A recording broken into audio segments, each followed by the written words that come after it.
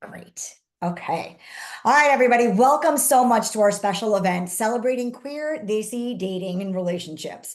We're so thrilled to have you all here with us tonight as we honor Pride Month and celebrate the richness and diversity of queer love within our South Asian community. This event is hosted by Single to Shaadi, and we are proud to be the first ever matchmaking company that embraces all sexual orientations and gender identities. So tonight we have an exciting lineup of discussions and personal stories from our esteemed panelists. But before we get into that, I first want to pass the mic over to Utkarsh. He's going to share a little bit about this virtual event and how it came to be and why it's so important that we put it on and had all of you guys here to join us. Utkarsh? Thank you, Radha, and thank you all for coming out and spending your energy with us tonight. We really do appreciate it. So I'm very thrilled to see everyone here. So this virtual event came about through our team's dedication to inclusivity. One of our catchphrases actually is #Pyar is Pyar, and we just love celebrating all forms of love. We're allies. We're part of the LGBTQ community. So we recognize, however, that there needs to be a place for conversation for desi LGBTQ people. I know there's a lot of conversation already, and that's wonderful, but I feel like there's not as much for desi folks in the queer community, and that's why we created this platform for y'all. So the structure, the general flow of this is, yeah, like Radha said, it's going to be we're going to have 4 amazing panelists. They're going to be talking about their experiences, their coming out story, everything under the sun for the next hour and a half. And then after that, we're going to do a Q&A. Feel free to type in any questions that you have throughout, and we'll address it as needed. And now, last but not least, this is a panel, and we need panelists. So we have 4 amazing panelists. So Radha, without further ado, go ahead and introduce them. Thank you so much, Gutkersh. Thank you so much Sure. for putting this together. Before we dive in, I just want to give you all a brief overview of what Single to Shaadi is. As the first matchmaking company that is dedicated to serving all sexual orientations and gender identities, we are committed to fostering that welcoming and inclusive environment for everyone. Our mission goes beyond just matchmaking. We strive to build a community where everyone can feel valued and supported, and we're here to break barriers, challenge those stereotypes, and celebrate love in all its forms. So I want to introduce our amazing panelists that have given up so much of their time to make sure that the content is impactful and meaningful, and they're opening up their lives to you all. So please do, let's take advantage of having them here with us. So I'd first like to introduce you to Tajh Goswami. He's a career and life alignment coach with a passion for and is a passionate advocate for LGBTQ plus rights. And he is based out of Atlanta, Georgia. So welcome, Tajh. Yeah. Next, we have Ananyaa Ravi. She's an inspiring voice within the South Asian queer community, and she enjoys sharing her journey and experiences while being based out of Austin, Texas. Welcome, Ananyaa. Next, we have Yashica Kaushal. She is a dedicated champion for diversity and representation, bringing her unique perspective to the discussion and is based out of the DC area. Welcome, Yashica. And last but not least, we have a friend of Single to Shaadi, Ankur Bhatia. He's an experienced LGBTQ plus activist and ally, offering valuable insights and support, and is also based out of the DC area. Each of our panelists brings a wealth of experience and a unique perspective to the table, so we are so honored to have you all with us tonight. The event structure, we're going to talk about a couple of overarching discussion topics: breaking stereotypes, building supportive communities, advice for queer daters, how do we celebrate love and positivity, and then how to live authentically. As Utkarsh mentioned, we are going to have Q&A at the end, but we want this to be an open experience. So if you all have any questions during the conversation, please put them in the chat, and we would love to kind of, include your question into that conversation. So without further ado, I'm going to stop sharing my screen and let's jump in with our panelists. As far as the view, everybody can, you guys are able to change your settings so that you can see the speaker. But I am very excited.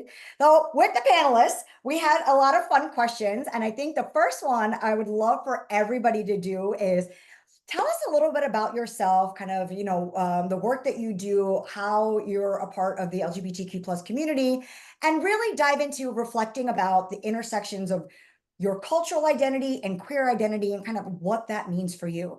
I'll start off just like the order I introduce everybody. So Tajh, would you be able to go first? Yeah, happy to. Happy Pride, everyone. My name is Tajh, he, him pronouns. Yeah, so I work as a career and alignment coach. I also have a 9-to-5 job as a corporate development director with Elevance Health, but I prefer my side gig way more. And yeah, I think, for me, these identities kind of came in waves and sequences. And I think the first time that I experienced my identity, my queer identity, which I can give it that name now, but I couldn't when I was, 5 or 7 years old. But I knew that there was something different about me compared to my other male cousins, right? There's just something a little bit different in my interests and my behavior. So that was the first exposure to that identity. And then, of course, is the identity of South Asian, Indian, Gujarati, and some of the expectations that come with that identity, which I think suppressed a little bit of that queer identity that I knew I had as a little kid. And I think it wasn't until maybe the age of 17, 18, when I think the third identity, which I would call my spiritual identity, I think both my grandfathers really inculcated this spirituality in me and my family members, to recognize like we're more than just what we see, right? There's kind of a divine being within each of us that's worthy of love and respect. And I really kind of leaned on that identity to help bring these other two that were kind of clashing for me for 17 years together, and realize that, they can coexist and they both deserve love. My Indian culture, heritage identity, as well as my queer identity. So that's kind of how I embraced all of my identities and continue to embrace my identities, because we change and evolve. Absolutely. Ananyaa? Yeah, I think that Tajh covered that really beautifully, like the layers of your individuality and then the communities that you're part of. I would say that for me, and when I was reflecting about this, I was just thinking about how it took me a while to come out to myself, and then of course it took me longer to figure out how to express my queerness to those closest to me, and then to my family and to broader communities. But through every aspect of that journey, there were, similar to what Tajh mentioned, there was that peeling back of the layers of the onion. You are finding out about yourself as you're going through the process. I mean, for example, I grew up in India, and there wasn't really that much pressure, at least from family and society, on dating. And so when I wasn't really interested in dating, the way that I suppressed it was I was just like, oh, I'm just listening to my parents, I'm just a studious girl. That's me. And so I feel like that process of questioning can be really rewarding, and it can happen at any stage of your life.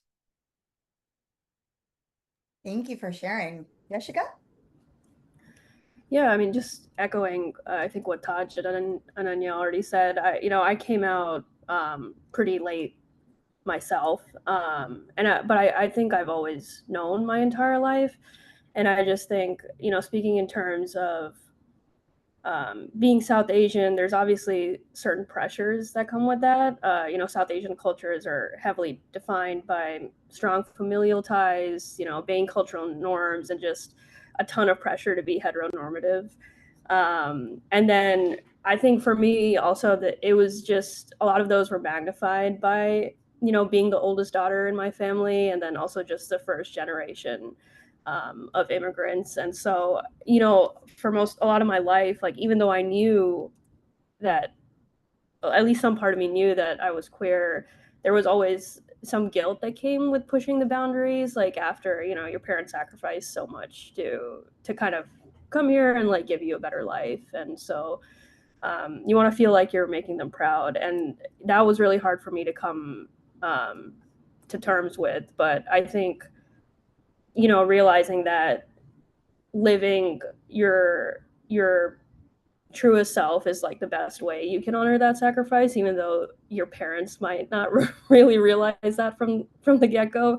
I think that made it, you know, a much more amazing experience to finally come out and then step into who I truly am. That's beautiful. Eldest daughter syndrome, immigrant trauma, all of that combined. Ankur, do you want to go next? Sure. So I think growing up, I kind of also had a sense that like I was different and didn't really fit in with a whole lot of my male cousins or male friends in the sense of how I talked about women or treated the women in my life and interacted with the women in my life. And I realized that like, you know, there's something, you know, I'm a little different, you know, and then I think growing up watching Bollywood, seeing the LGBTQ community always kind of being the butt of the joke or being kind of used, you know, not taken seriously, it kind of sent this message of like, okay, if you're not masculine, if you're gay, if you're this way, then like you're just like you have no value and you know no one's gonna love you and all that, right? So I think it's like what we culturally from the movies, the patriarchy, all that combined kind of really led to me kind of more repressing my identity. And I think I came more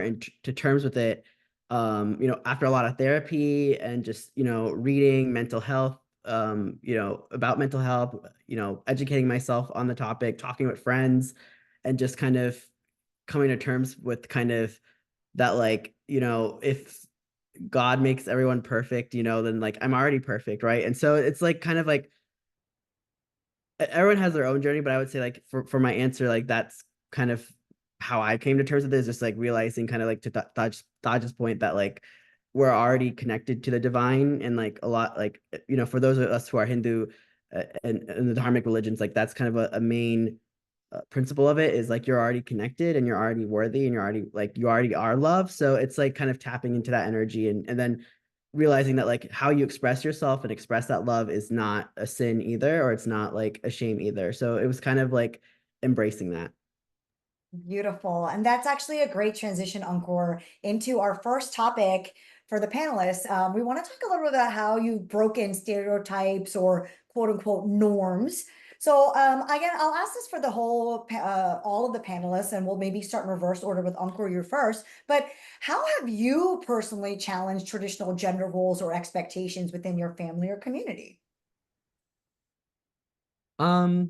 I would say I'm definitely a little bit more girly than the rest of my cousins, and I kind of don't really, I think, you know, I kind of don't really care anymore what their opinion is to a degree. I think personally, I don't think I've challenged the gender roles enough. I definitely think that like understanding myself has helped me understand just how complicated, but also just what's the word I'm looking for? Just arbitrary these gender roles are, you know? And so it's just like it's all made up to an extent. So I think the way I've kind of challenged it in my mind is just to like, you know, embrace the arbitrariness of it, you know, just like if it's all made up, then you know, you make your own rules as you go. So I would say that's kind of how I've challenged it, like internally.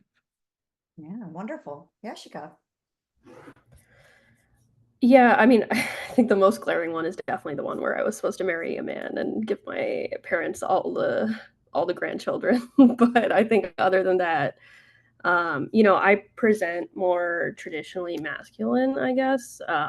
You know, and I think that's been a sticking point with my mom, especially for many years. You know, she's never understood why I don't feel as comfortable in like langas and saris. And of course, as like a mom with her daughter, she would have preferred that I kind of lean towards those clothing choices, but I just feel so much more like myself in, just in a pair of jeans and a shirt rather than a dress. And as I came to terms with that, and as I came out to my mom, having those conversations became more and more important, that it's not like a rebellious choice. It is just who I am and what I'm most comfortable in. And I think, she's getting more and more used to the idea now. And so that's what I'm really thankful for. But That is amazing, wonderful, and thankful to be. Yeah.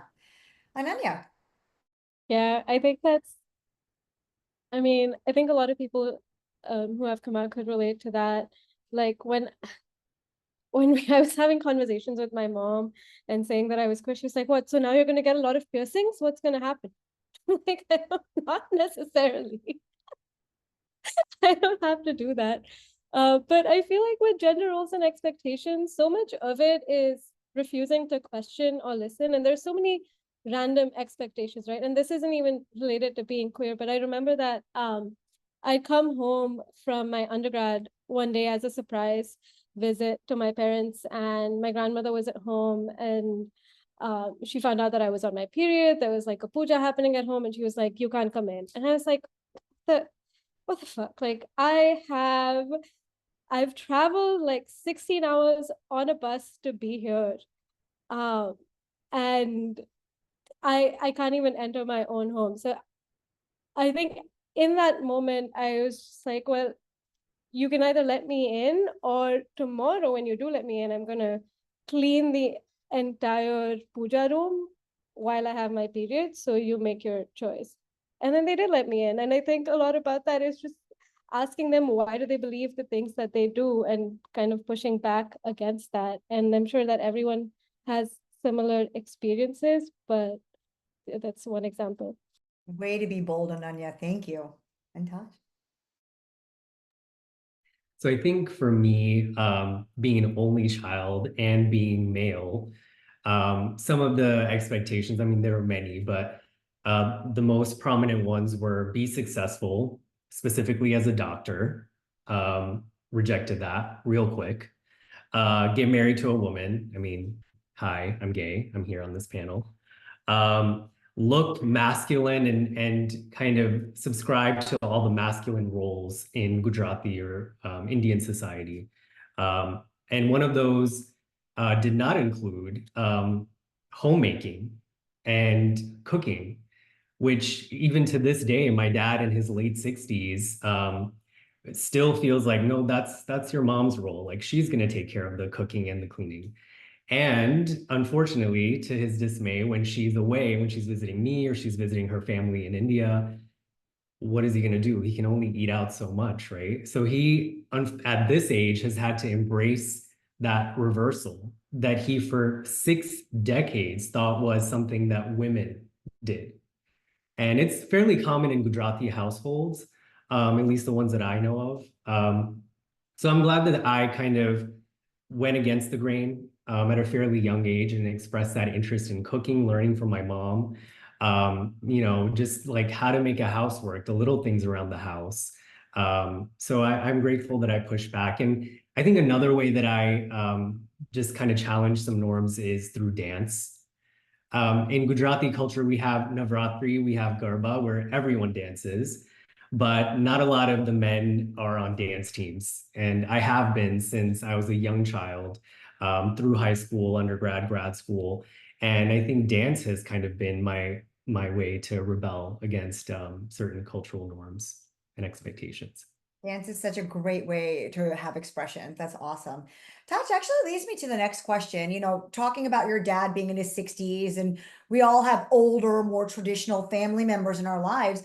Do you, and as a coach, maybe this is unique for you, but what are maybe some strategies you found when it comes to communicating this and letting people know about your queer identity, especially in that older traditional space? Yeah, I mean, if you're queer and South Asian and there are older people in your life that, you have the privilege of communicating yourself and your authentic self to, it's a privilege, right? I think. So for me, it first started with language and being very specific with the language that I chose. So I know that with older folks in my family that I've come out to, they wouldn't understand the word gay. So instead, I would use words like I'm attracted to men and translate that into Gujarati. So using kind of words that they're familiar with to help them understand the concept, because this is decades of never being exposed to it or having been exposed to it in varying degrees, maybe understanding it, maybe not. So you have to come with that level of understanding and respect in terms of the language that you use to express yourself and your identity. I also try to look for examples in their social circles of quote unquote like abnormalities or people that didn't really fit the norm, but were happy. So I have an uncle, a family friend, who never married, but he's one of the most successful lawyers in Ahmedabad, which is where I grew up in Gujarat. So just citing that to my dad to be like, hey, he never got married, but like, I don't see him as unhappy or unsuccessful. So don't worry about me being different. You know, it's not, it doesn't mean that I'll be doomed, you know, for the rest of my life. So helping them to like see that your difference is not going to lead to your social isolation. So I think those are some strategies in terms of how to communicate that to older generations. We talked a little bit about that cultural story, and I know you shared was amazing. Yashica, would you have a story where you kind of broke a stereotype that was related to being South Asian queer or even dating in this space? Yeah, I don't know if this is, I guess it's a stereotype, but it's also just this general trend that I think or it's the way I thought at least initially, that if I was queer, if I stepped into my queer identity, I couldn't be fully South Asian. Like to me, those two things were they had to be completely separate, because when I was growing up, there was no exposure, to this community or in the media or anything like that. So I felt like I definitely had to choose, and that it felt like I was kind of pulling myself apart in that sense. So it made it harder for me to accept who I was. But I think now I'm in the space where I've like fully realized that these are so integral to my personality, and that I love being South Asian, and I love aspects of it. And I'm in an interracial relationship now, and I'm so excited to share all of those aspects with my partner. Like I love taking her out to Indian restaurants. I love showing her Indian movies and songs. And so, I think it just goes to show that you can definitely have both. Yashica, as you struggled with that, I wonder if Ankur has something to add about advice where people are stuck trying to reconcile these two parts of them, especially when it comes to a niche cultural community that we belong to. Yeah, I would say that there's always perspective, in the sense like where we grow up, our family, our little bubble that we're in, it's a small world, and we think it like that's the only world, right? But like there's so much more world out there, right? So when I started like researching more on Indian culture, Hinduism, and just like seeing that, even in our modern age, they have that like Gulab gang, those pink ladies, and they have the Hijra community. There's so much diversity within the South Asian world itself as well.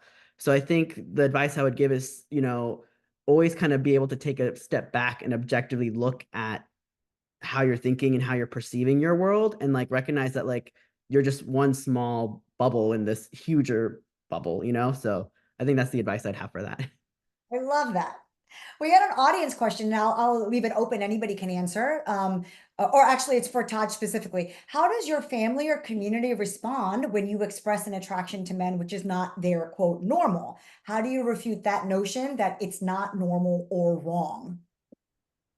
Yeah, Michael, thank you for that question. And initially, yes, that's the exact response that I got from my parents, some of the other older members of my family. And, you have to be bold and ask them, well, if, that is not the norm, then how does that lead me to believe you feel about me, right?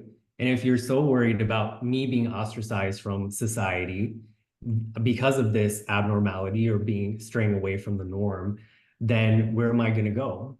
Isn't it supposed to be to family? So whether they think it's normal or not, I try to corral them into, but whether it's normal or not is not the question. It's whether you're my family and I can come to you and seek you as a safe space.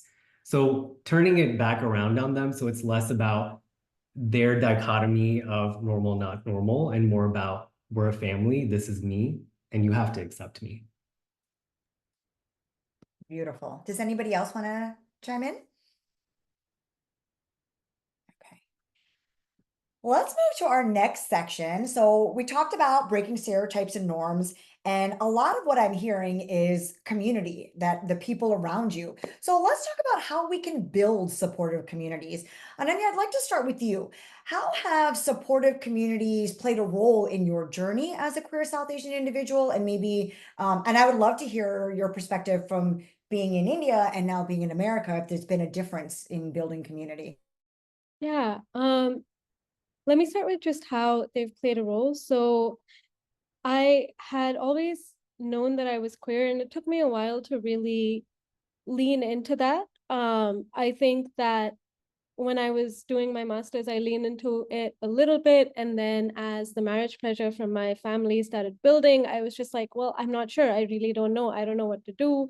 And it's not like I've dated women that much. So I sort of leaned away. And by this time I had moved to Austin, and finally one day I just kind of bit the bullet and like found a meetup group of queer South Asians in Austin. It's called Kush ATX for anyone who's in the area. I highly recommend it. Going to one of those meetups and seeing people living their lives boldly, out, proud, and being really happy, it showed me that there was hope, that there's hope for me, that there's amazing possibilities with being a queer South Asian. And I think that's what gave me the courage to really come out to my family. It gave me also a template to work off of.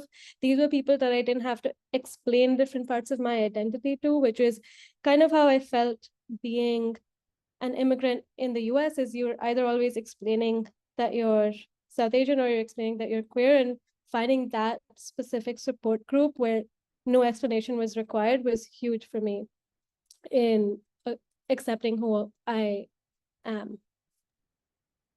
Tajh, are there resources and organizations that have been helpful for you when you've been trying to build your community? Yeah, several. I've been gay for a while.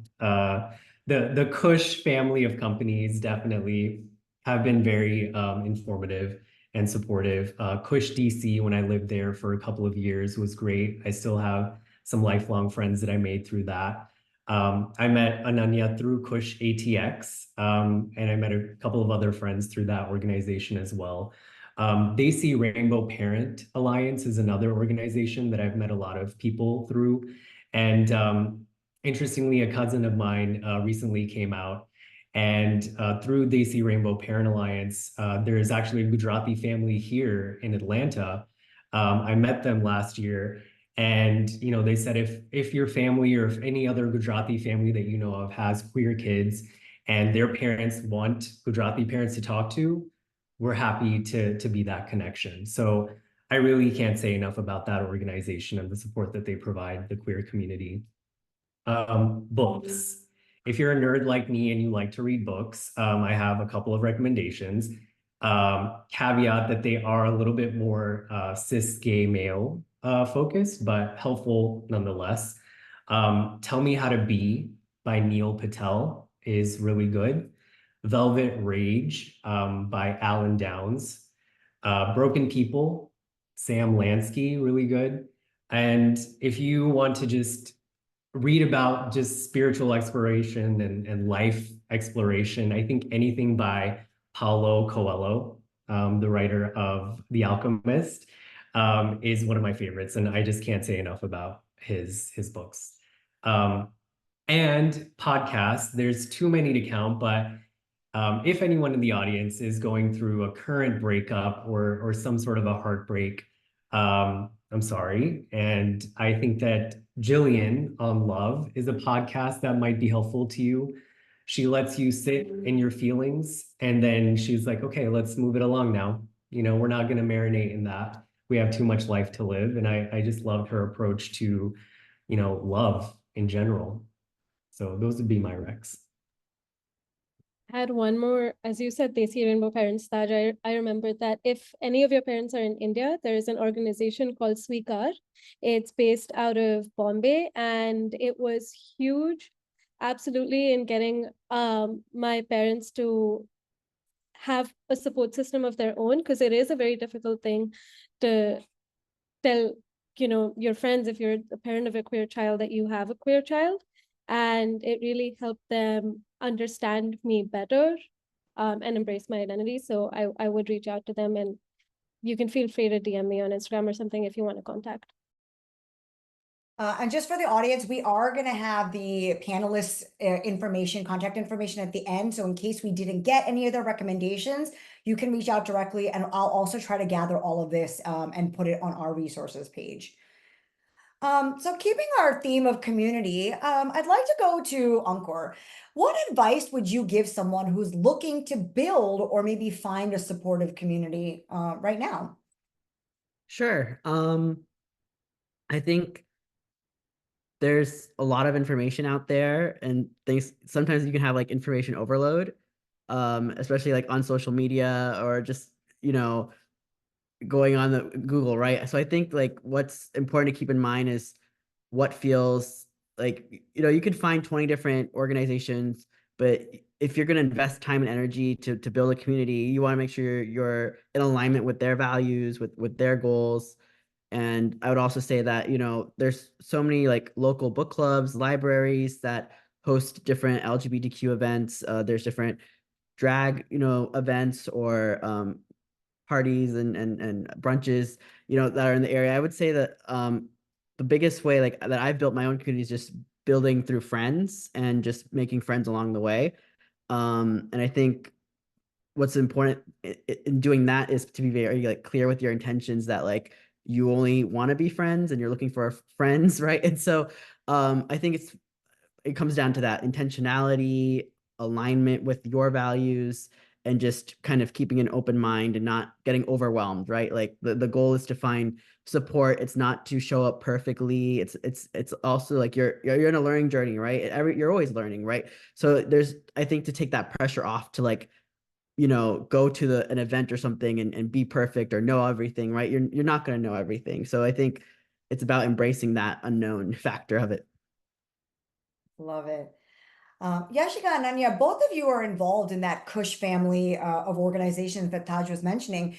Why is it important to you to be a part of this or support a network? It's one thing just to be in it, but be involved in the actual creation of this network, especially when it comes to a cultural queer network. I'll let either of you or both. Yeah. I can go first and just build off of what I was saying earlier. I think there's definitely one aspect of it, which is knowing what possibilities are there for you as a queer South Asian individual, and then building on what Ankur just said around, you know, going with an open mind. You don't have to know anything. I think there's that aspect of it too, as queer immigrants in the US, there's a lot of intersectionality between other queer immigrant groups, and we don't know everything about those groups, and we also don't know everything about everyone who falls under the queer umbrella. And this is also an opportunity for us to learn about, you know, our own community. And in fact, like that's the event that Taj and I did, was about a trans man based in Bombay, and it was a way of getting people to have a real conversation about that and ask the questions that they've been too afraid to ask of trans and non-binary people. And so there's the aspect of building intersectionality through these groups. And I think finally, I also feel like there's very few places that you can talk about your queer relationships. Just generally, you either get met with a lot of like questioning, well, I don't know what type of advice to give, because so much of advice around relationships tends to be gendered. And because of this, I feel like many queer people can end up in toxic relationships. Having communities like this means that you do have a place to go to and to seek advice from, and to, you know, really, sometimes you just need feedback on, is this going well? And you need people to tell you, dump him. So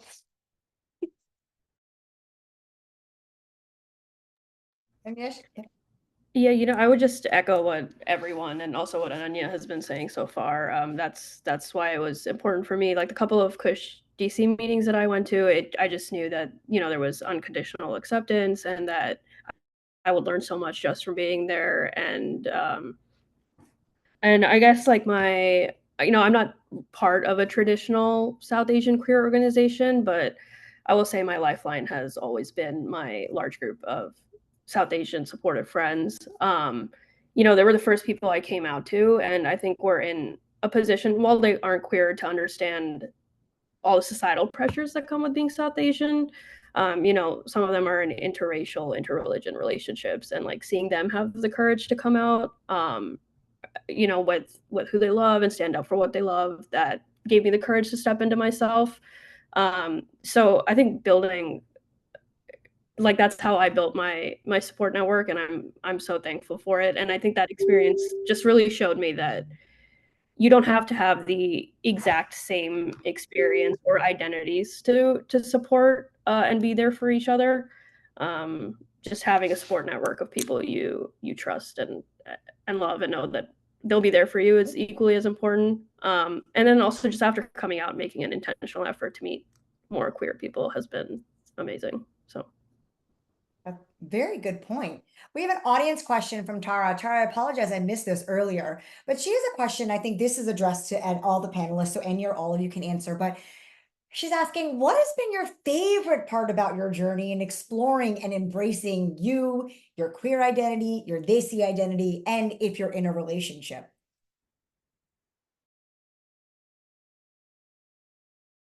And I love this question, Tara, because one of my intentions for this event today was really to celebrate all the forms of love. And this is exciting to talk about what's been fun in the journey.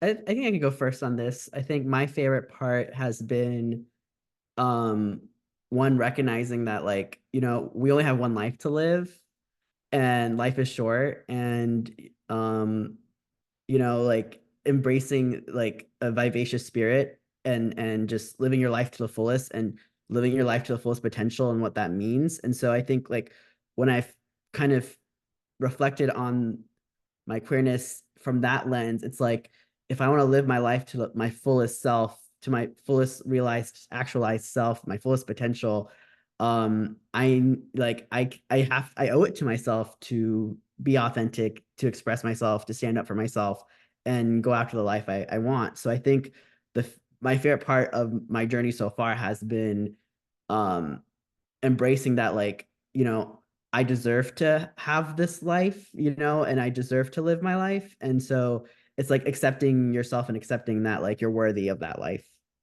and that you're capable of giving it to yourself as well.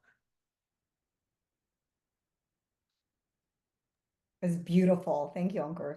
Does anybody else want to answer what's been their favorite part about the journey of exploring and embracing their Desi queer identity? I think it's the introspection that you do to actually embrace your identity as a queer person also means that you tend to question all of the other structures, societal structures that are imposed on you. And then that means that when we do engage with our culture, we get to truly find meaning in it and, see like what resonates with us as individuals and in our community. And I think that is really beautiful because it has made a lot of things more special to me. So y'all have been doing an amazing job so far, but we're about to move into the meat and potatoes of today. Our next section is advice for queer daters. So again, audience, if you guys have questions, please feel free to drop them in the chat and we will ask them. But I want to start off with just talking about some practical tips. What is it like to be queer in dating, especially if you're new to dating or new to coming out? Ankur, I would love if you could kick us off with some practical advice for queer individuals who are new to dating. Sure. Kind of like I was saying earlier, being very clear with your intentions, and also, recognizing that you have agency, you have power, you can say no and you can leave a situation at any time. But also understanding that like you're also responsible in situations for someone else's feelings, someone else's, how they feel, and respecting their individuality. So it's about intentionally and like interacting with people and being clear with your intentions with them. I think for people who are new to dating, it's easy to slip into this, just you're all of a sudden have all these options, all these people, and you want to talk to everyone, you want to get to know everyone, and then you become like flirty, and all of a sudden you have so many people you're talking to. And I think it's about like, you're living your teenage years a bit later, there's definitely a curve where you have to grow up and mature, and part of what comes with that is kind of learning how to communicate your emotions, communicate whether you actually like someone, whether you actually want to pursue a relationship with them. So for people who are new to the queer dating scene, I would say it's as much as about like tending to your childhood wounds and growing up and your own emotional challenges, as it is about meeting people and learning about different people. Along those lines, we talked a little bit about navigating hookup culture, or this is just something I'm doing for fun, but I'm actually gonna marry straight or whatever. So kind of how can queer daters navigate the apps, the platforms? There's so much out there, like you mentioned, and to avoid some of these maybe traps that they or things that they don't want in their dating experience. Yeah, I think I've I've definitely encountered some closeted, down low, like masculine Punjabi men who are very much in denial. They want to make out with me, but they don't want to date me. And so it's like, I can't force anyone on their journey. And, and so it's about like understanding what's in your control, what's not in control. Like, if you like someone, if you're investing energy in someone, but they're like they're not on the same wavelength, they're not, on the same path as you yet. Like, it's about kind of stepping back and kind of asking yourself, like, are we actually compatible? Is this actually going in the direction I want it to go in? Because I think what happens a lot of times, people get trapped in this, like, oh my God, I found someone, I don't want to let them go. And, they're afraid that like they'll never find someone as amazing as that person again, right? And so I think it's about having that self-respect, and as you navigate these apps, to kind of keep that self-respect in mind, that like, just because like you meet someone, that doesn't mean they get to like like bend over backwards and they get to treat you however you like, right? But it's about like not settling, and kind of taking care of your mental health along the way. So I feel like I have so much more to say, but I'll stop it there. Well, mental health is such an important aspect of all aspects of our life, but especially when it comes to dating. And rejection plays a big role in how we feel. So, Taj, I'd love for you to maybe jump in and tell us, how should people like handle this rejection, or when they have negative experiences? And is it really so different just because you're dating in the queer space? I mean, Radha, how did you know I've been rejected so many times? Thank you for this question. That is not what Um, I meant at all. Rejection is a gift. Trust me, it really, really is. And I say that because every single rejection has held up a mirror to a part of me that I didn't like or love. It was just being reflected through that person. And ultimately, you realize that it's not really about you. It's just not the right person, not the right time, right? So it's not that your whole existence, identity, you as a person is now come into question because you've been rejected by this other person. So don't take dating that seriously, or don't take rejection that seriously, from my personal experience. And I think negative experiences and emotions, for that matter, they're ephemeral. They're not going to last forever, right? Thank goodness. the good and the bad. They don't last forever.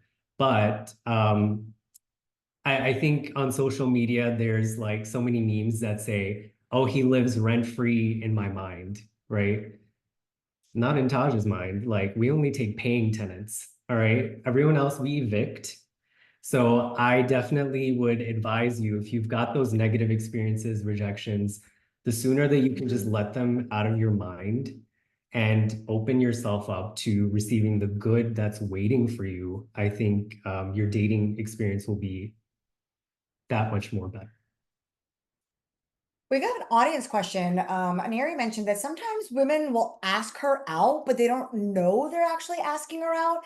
I would just like to add a little bit of my personal experience at Single to Shaadi. I've actually met a couple of women like this who they know they're queer, but they don't know how to mention it or bring it up. So they'll ask me to help them in this world. Where they might not necessarily know what they're looking for as well. So Yashica and Ananyaa, I'd like to ask, is this something that you may be seeing, or is it a female, like a woman identifying kind of a trope that we're talking about here?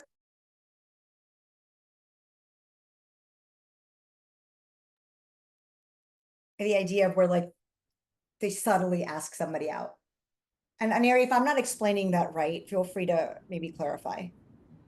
The reason I don't personally know if I've ever had that experience before, so I don't know if I can speak much towards it. That's fair. Okay. I guess I've had the experience of hi, by the way, this is kind of scary. I guess what I mean by that is I think it tends to be women that, because I came out later in life, and what I experienced as women in my life that they think they're straight, but they're not. And then they make a move, or like, it just creates this, maybe it kind of relates to all of a sudden, it's like, they feel like they have permission to experiment or try. And what I've learned about myself now that I'm more aware is it's actually quite hurtful. So, and by the way, I've probably done this to women in the past before I knew, right? So I accept that, but that's why I was saying it. Just curious if anybody else had that experience. Sorry, there's vacuuming going on.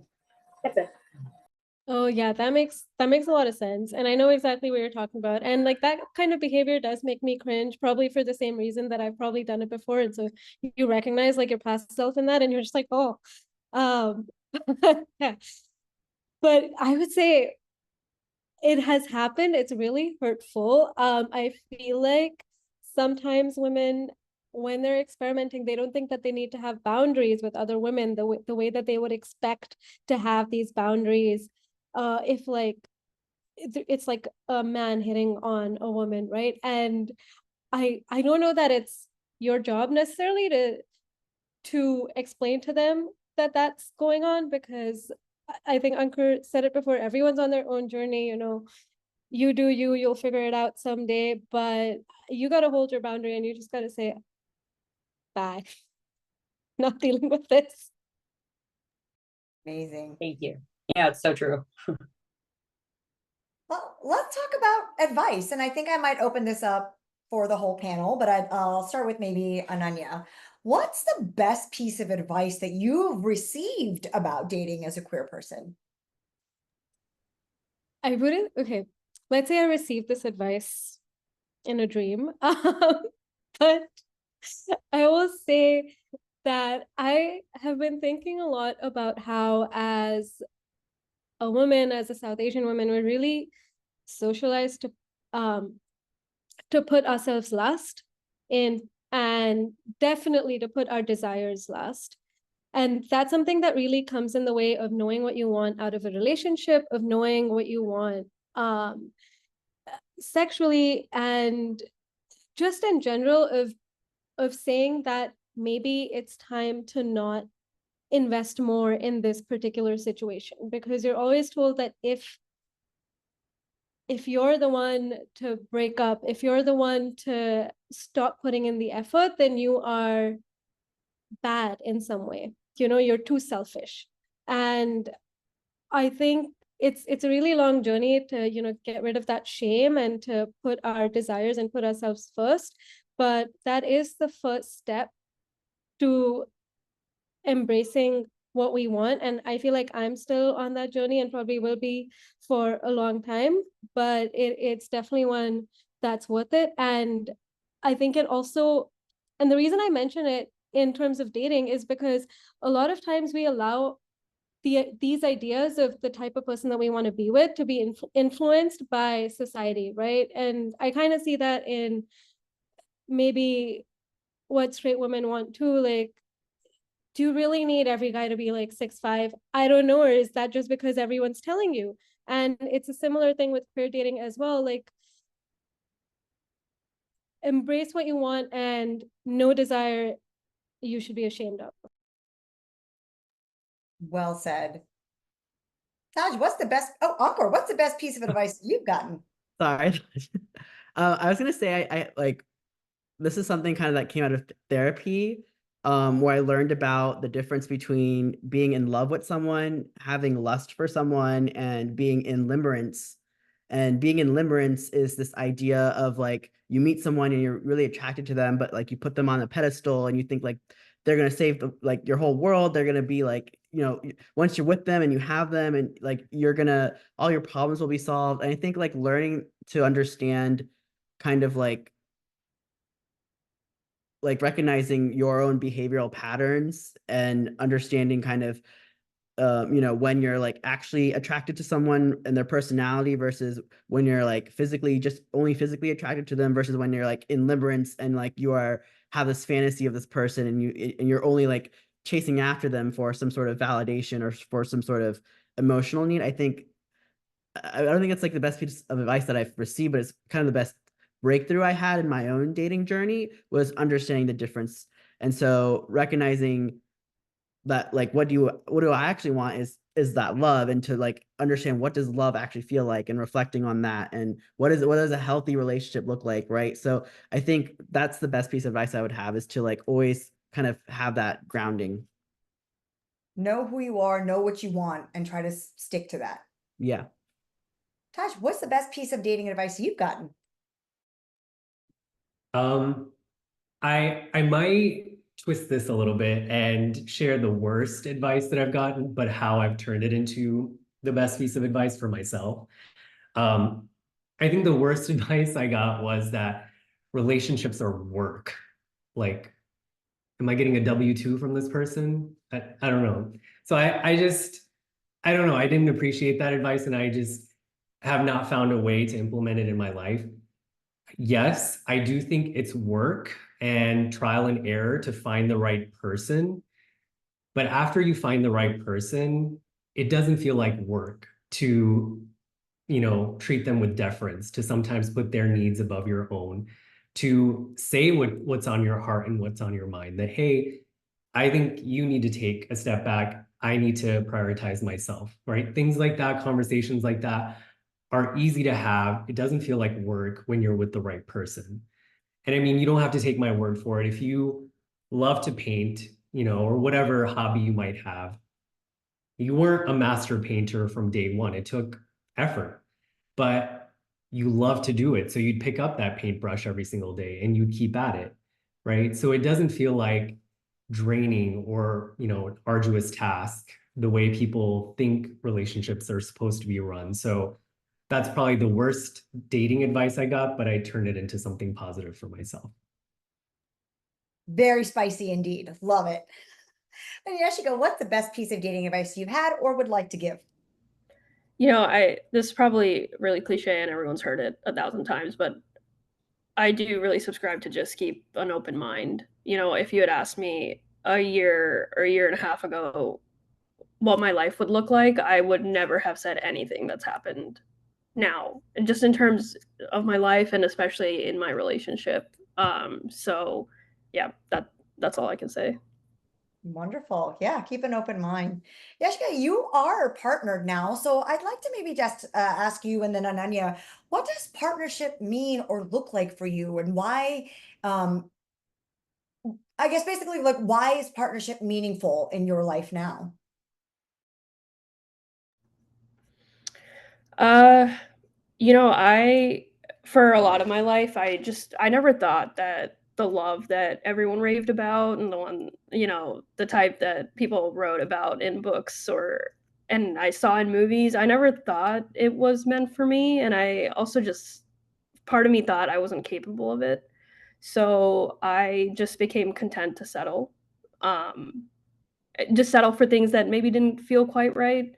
And then, you know, in my relationship now, and this was apparent after my first date with my girlfriend, and after the date, I just had every cliche romance novel thought that you can think of. And it just felt like I was seeing the world so much more differently than I had become accustomed to. Um, so, you know, nothing's ever felt more right in my life, I would say. And I think this partnership blends itself. It just adds so much joy to every aspect of my life. And I think it really makes me a better person. So I just, you know, that's why partnership's important to me, and that's why this relationship's very important to me. Beautiful. Thank you for sharing that. Ananyaa, would you like to share why partnership is meaningful and important for you? I think Yashica covered a lot of like what I feel about my partner as well, and like definitely not breaking any lesbian stereotypes there about just diving headlong into a relationship and moving in like 5 months. Like that is definitely what I did as well. But I to add to that, I also feel like another side of partnership that maybe is not as talked about is partnership also comes with a lot of community support. And I think that's something that a lot of straight couples have and take for granted. And I think that's a reason that my partner and I are getting married, is to kind of build up that support and say, you know, like these are all the people who aren't in my corner, they're not in your corner, they're in our corner together. You know, that's what we want this marriage to be about, is to bring the people that we love together and for them to just stand with us and affirm our relationship. And that is a big part of partnership.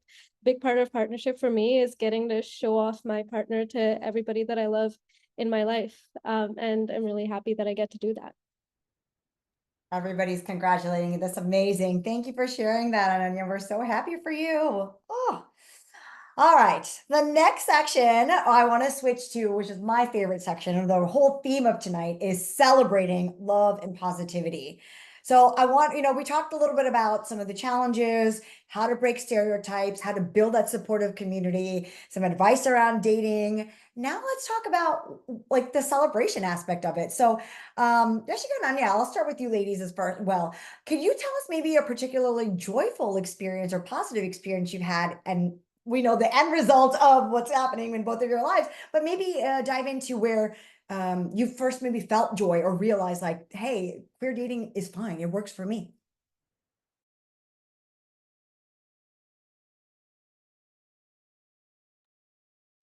I don't know about dating, but maybe I can go into like a joyful experience in my relationship itself.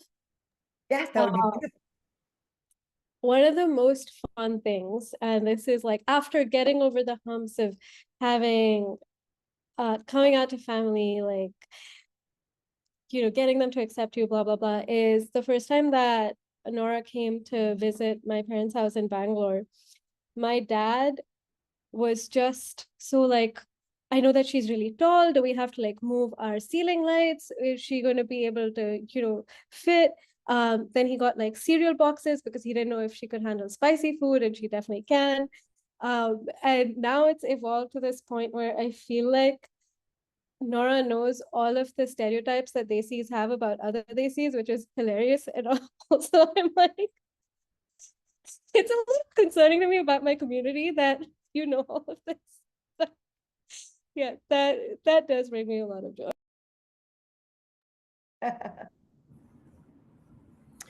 For me, it's I probably, you know, obviously, like I said, my relationship does in general, but I think one of, I guess, the biggest moments where I felt a lot of joy was when my mom met my girlfriend for the first time. And, you know, it took a while to get there, and she's still coming to terms with a lot of it. But we had gone out to dinner for my birthday, and I was dropping her back to her car, and she just turned to me and said, "Oh my God, she's amazing." And I think that was like, I knew then that, you know, everything would be okay. So Wonderful. Oh, and I love how you guys mentioned that being, having a partner is part of building your community, and then you're pulling in parents and all of that. That's beautiful. Ankur, I want to talk a little bit about ways that you celebrate your queer identity in your relationships, not just dating relationships, but familial, friends, platonic, career, things like that. Yeah, I would say that like from story time, when I first came out to like my two close friends from college, they came out to me that they were secretly dating for like 8 years. And so it was just like funny moment where we came out to each other, and then like that just made us grow closer, right? And having those two friends from college, like, and still being like best friends with them, and then making new friends, and just going out and hanging out together, building that community. It's like, I think, to answer the question, it's just like life is a celebration in itself. Being alive is worth celebrating. And so being alive and having loved ones who surround you, who love you and take you just as you are, it's very liberating. And I would say like the same thing, I think, like with my closest cousins who I've come out to, and like going to Pride with them, or just doing things together. There's so many different ways where you can celebrate yourself, and also just, feel that love. And I think that's kind of what I would say is the important part. Is like where, like, go where you feel loved, and where that love is amplified, and where that energy is amplified. So like always be with people that energize you more. So yeah. Beautiful. Tajh, what role do you feel that self-love and self-acceptance also play in your dating life? I mean, I think they're both really critical. Um, I I won't define self-love because there's enough definitions out there on social media, ranging from candles to therapy. So take your pick, depending on where you are at on your self-love journey. But I think we can all agree that the ultimate intent behind self-love activities is generating self-worth, right? And I think that that is a journey that we're all on, regardless of our sexual orientation. I would just caveat, especially in relationships that, I've been in that maybe didn't go too well. I've sometimes selfishly chosen myself under the guise of self-love. So sometimes choosing myself when I know that the other person needed to be chosen above me. There are moments that if I reflect back on some relationships, yeah, it was kind of a way for me to justify that behavior. So, being careful to tread that line carefully between generating that self-love and then becoming it's all about me type of a person, narcissistic, right?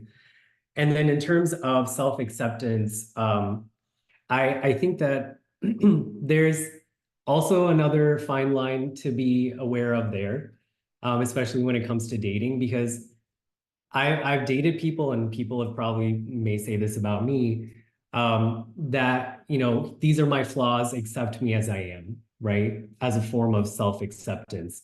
But if your behavior, your words are hurting other people, but you're like, no, that's me, that's who I am, that's not self-acceptance, right? So just being careful with that. And people recognize it on date one, whether they say it to you or not. You recognize that quality in someone. So just being mindful of how you leverage these amazing ways to generate that self-worth is probably the way that I would approach it when it comes to dating. Beautiful. Ankur, you mentioned that life is a celebration. We should just be happy every day we're here. So how do you keep that positive mindset while you're going through the different challenges of dating life in general, and then queer dating on top of that? That's a good question. So I'll give it another story. Last year I went on a date with this guy. We got Thai food, and then we're really, I thought we were getting along, really connecting and vibing, having a deep conversation. And then I'm like, would you like to go to walk around the mall or outside? He was like, yeah. And I'm like, okay, let's both drive there. And like I drive there and I'm like, hey, I'm here. Where did you park? And he didn't respond. I called him, and then I saw that he like unmatched me. And so like it was just like a bummer, but I think in that moment it was just like having to kind of recognize that like other people's behavior is not a reflection of your character or your flaws or your value. And you know, they're making choices, right? And how they're choosing to show up and treat you is on them, and ultimately like their karma, right? If and also like I don't want to be with someone who's that immature or who's going to treat me that way, right? So it was, I think, to answer the question, how do you keep a positive mindset when things like that happen, or just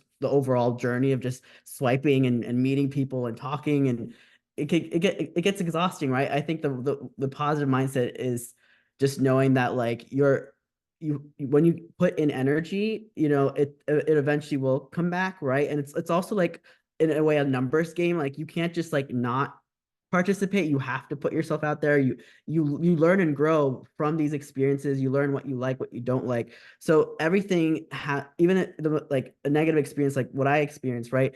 It's like there's a way of looking at it as like, what did I learn from this?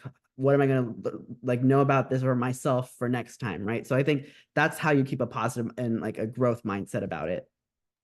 Every experience is a learning opportunity. Love it. So we heard from Ananyaa and Yashica about their amazing partnerships. I'd like to change it up a little bit and ask the gentleman, could you maybe tell us a story about a relationship that has brought you joy and fulfillment? Doesn't necessarily have to be in the dating space, but just a relationship that where you really felt authentically yourself and were joyful about that.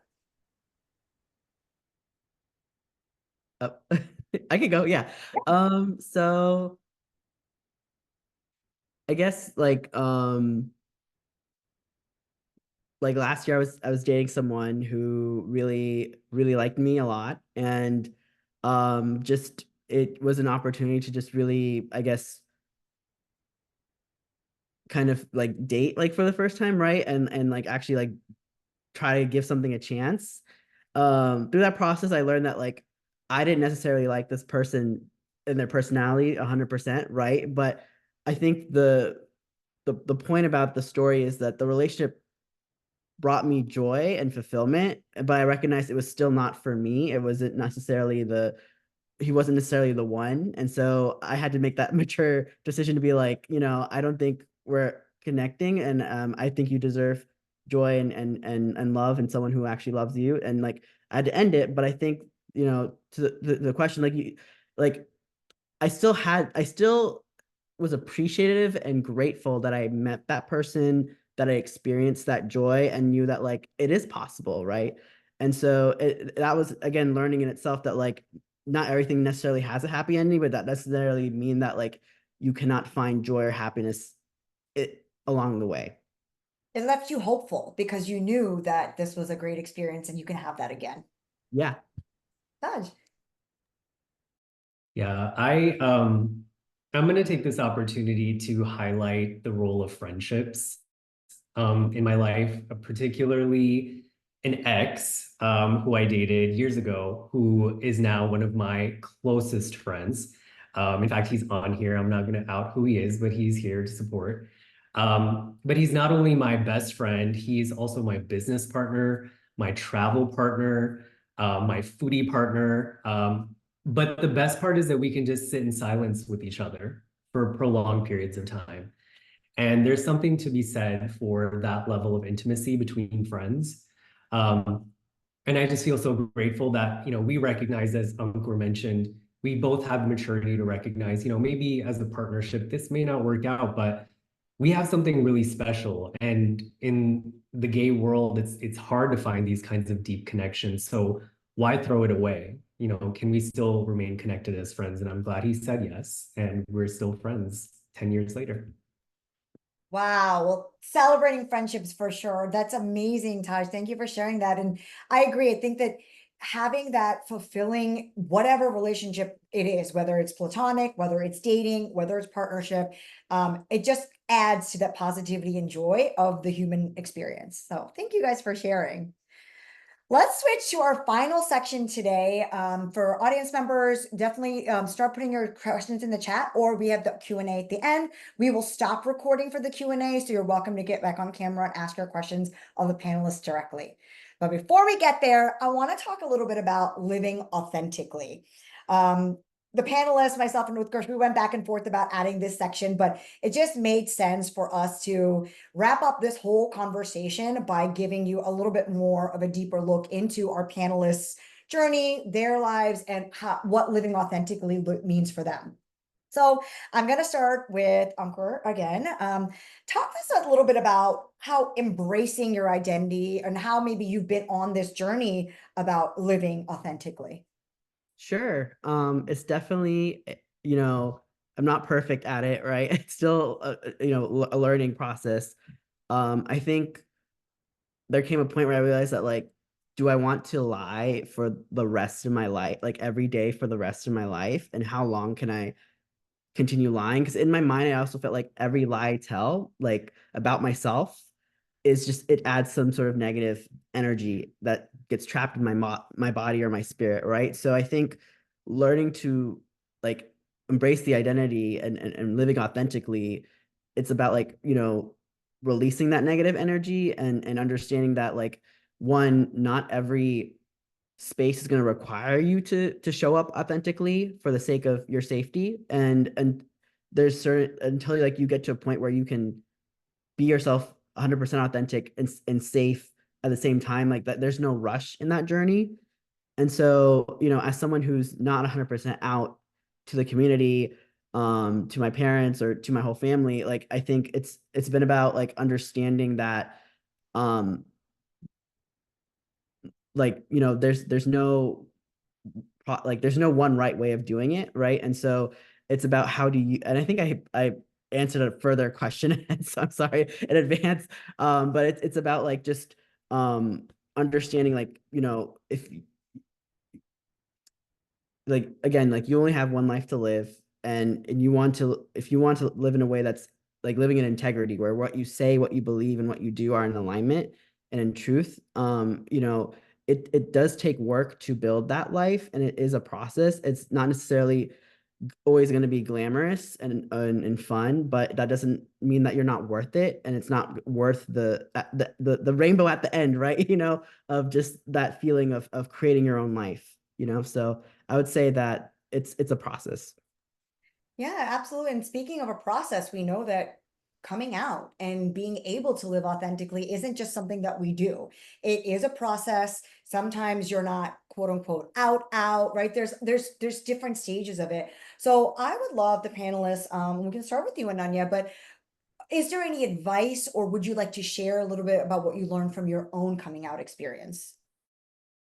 Yeah, actually, maybe Tajh and I can go in on this together, because we were actually discussing it and realized that we had very similar, I guess, lists. We're both Virgos, so of course we had lists of what do we need to be able to come out to family. And I think, like I mentioned before, what really kickstarted the process for me was knowing that I could live authentically and, like, seeing people do that. And once I got into a relationship, I just knew that I had to bite the bullet. And honestly, this was a really incredible moment in my life, which was as I was sleeping the night before my birthday. Section 377 was decriminalized in India. And it was the most amazing birthday gift to wake up to. And I think I was just, like, sobbing in my bed. And I just decided right then that I had to call my brother, come out to him. And then I got into the list, and which I let that go through. I mean, I think between all of us, we've got like 4 Virgos here. So we're very fond of our spreadsheets and being meticulous, right? And so similar to Ananyaa, I had I guess I call it, like, what do I need to be true list that I needed to check off before actually coming out to my parents. And, one of those things was I wanted to be financially independent. So I waited until I got my first job after grad school. I knew that, worst case scenario, I can still support myself financially, right?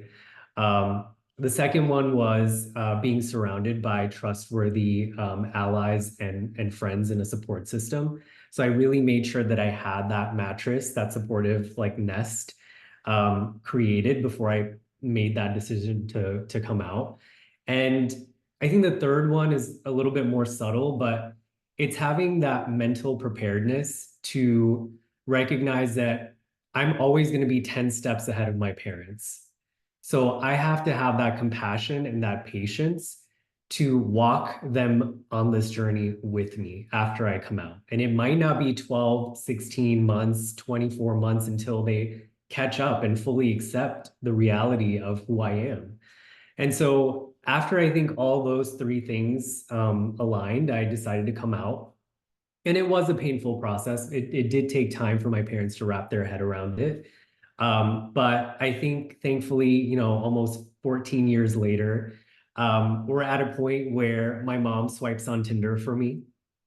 We were in Miami like 3 years ago, and she was like, let's see what the boys are looking like in Miami. I'm like, go for it, mom. And she did, she swiped. Of course, she finds the brown doctor. She swiped right. And we did match and we did go on a lovely date. But I mean, he was in Miami at that time. I was in Boston. So there was like no long distance situation happening. But he was a good kisser. And I told my mom that. So yay. But it took time, right? It took a long time to get from where we started and where we are now. So I'm grateful that I said yes to going on that journey. And, Ananyaa had that kind of support of, I've met the person, that I want to be with. And that gave her the courage. And for me, I was like, I don't know when that'll happen, but regardless, like, I really want to do this for myself, just for my own fulfillment and peace of mind. So everyone has their different approach, but you do it when the time is right for you. I'll maybe add two things to the list and hand it off. I think in addition to everything that Tajh mentioned, there's also the aspect of when you do come out to your family and assuming that it's your parents, that's the big hurdle, making sure that they have someone to talk to. So in my case, I did come out to my brother and then my uncle and his family, so that in case my mother wanted to scream at someone on the phone, it wouldn't have to be me. And that was really amazing and helpful. And then, like I said, then with Yashica and like having a support group of other parents of queer children, that really helped. And I think the final thing is being prepared for it to go badly is also something that you really have to be ready for, and just kind of steel yourself for that worst case scenario, because there's a lot of uplifting stories, but there's also some stories that didn't work out that way. And I will say it's worth it to live authentically, no matter what. It is worth it, and everyone's journey looks different, but you have to be prepared for that. Let's see if I got the list. 1, be financially independent so that you have your own legs to stand on. 2, give them the mental runway, because what you've had in your head or your body your whole life, they're just coming to terms with. I missed one of your points, Tajh, but then Ananyaa said, make sure whoever you're coming out to also has a support system in place so that all of their questions don't come back on you. And 4th, be prepared if something is gonna go. Be prepared for all scenarios. I'll put it that way. Tajh, what was the point that I missed? You had 3. Yeah, it was just to create that support system for yourself. Yeah. Support system for yourself. Okay. So be financially independent, create your own support system, give your family members the grace to catch up, allow them to have a support system, and then prepare for all scenarios or reactions. I love that list. Thank you guys for putting that together. Hopefully the daters in the audience will find that useful and actionable as well. Yashica, would you like to maybe share about your advice or experience when it came to coming out? Yeah, I think everyone summarized the advice. I would echo all of that they've already said. So, but as far as like my experience, I came out in college, but I came out as bi, and I don't think I was being fully honest with myself, because at that point I was still only fully, just more intentionally dating men, because it was easier in a lot of ways, and just not being honest with myself. And then one day I broke down in front of my best friends, and I was like, that's not right, and I don't think that's ever fit me. And then after that, more intentionally dating women. And then when I got into a relationship, similar to what Ananyaa said, I knew I had to be honest with my mom. And I will say, and I think this is what similar to what Ankur was saying, that just keep in mind that coming out is such an integral part, or like an important part of being authentic. But just really kind of thinking about what relationships will, when you come out to them, what it can add to your life. Like, you want to make sure that you're coming out to people who can really support you and where you feel safe. There are people in my life that I haven't come out to yet because I don't think it will be productive for me to have that conversation with them. It might even be unsafe. So just, you definitely don't have to come out to everybody to live authentically. So that's all I can say. I was on mute. I said, thank you. That leans into our last point about this, and then we've got some great questions coming up. So Ankur, Yashica talked a little bit about maybe not always coming out to everybody in your life. It depends on the time and space. What if you're not out? How do you navigate that? I'm sorry, what was the question? What if you're not out, right? Like, what if the whole, like, everybody in your world doesn't know that you've come out, or you don't necessarily feel safe sometimes? How do you handle dueling parts of being authentic?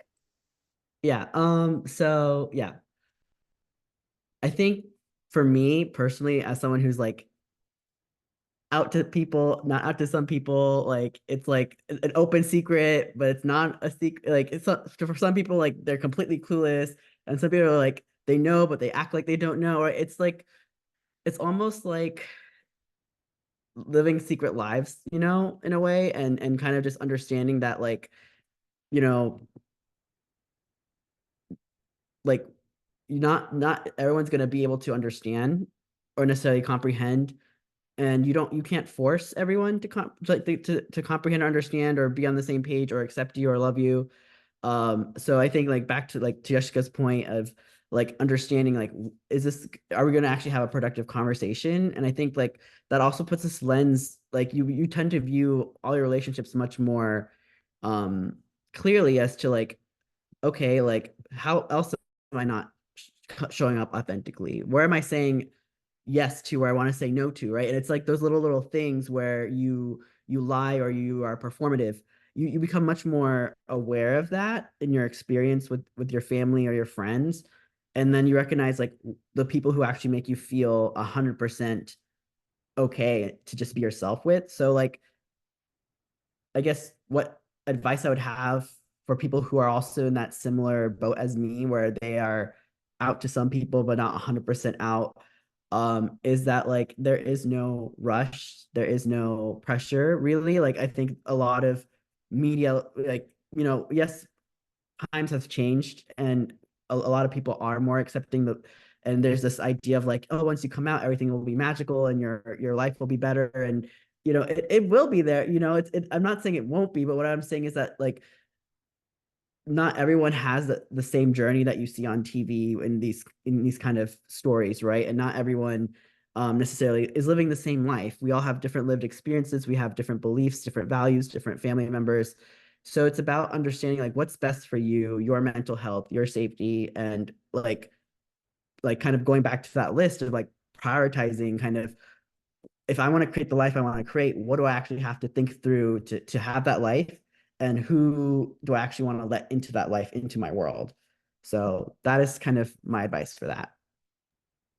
Thank you. Ankur, you stirred a very important conversation, it looks like. So we have Mohit here who has a couple of questions I think are related to living authentically. I'll leave it open. Anybody can jump in and answer. But he said he's a Punjabi closeted male, which is how he identifies right now. He's working on figuring things out. Couple of questions. Do you guys ever feel guilt for parents having to answer to other people in the Desi community about your sexuality? Or have your parents ever made you feel guilty about it?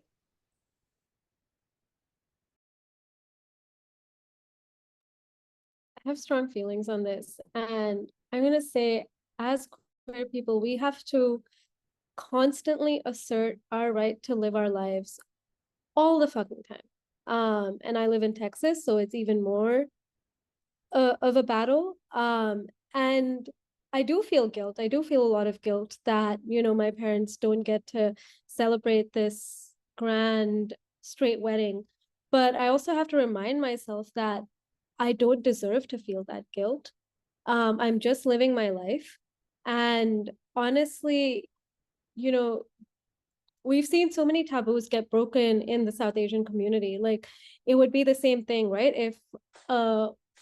If a woman was divorced in the community, should that woman feel guilt that her parents have to explain her divorce to other people? I don't think so. And I think a lot of that shame, the thing that the community picks on is your shame.